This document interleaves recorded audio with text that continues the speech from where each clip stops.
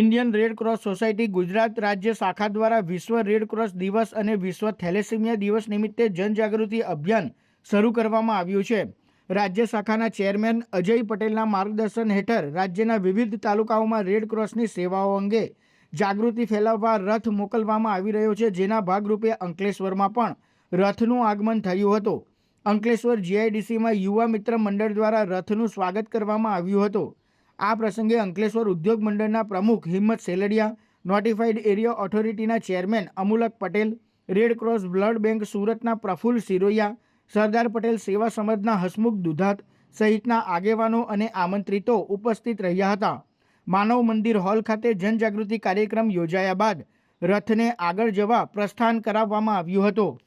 દરેક તાલુકા પ્લેસ સુધી red cross સોસાયટીની એક્ટિવિટી છે જે એની માહિતી પહોંચાડવા માટેનું છે અને છેવાડાના લોકો રેડ ક્રોસ સોસાયટીનું એની સેવાનો લાભ લઈ શકે તે માટે લોકોની અવેરનેસ માટે આ રથ ગુજરાત રાજ્ય શાખા દ્વારા દરેક તાલુકા પ્લેસ ઉપર ફેરવવામાં આવે છે। આજે માનવ મંદિર હોલ ખાતે શ્રી યુવા મિત્ર મંડળ દ્વારા આ રથનું સ્વાગત કરવામાં આવેલ છે અને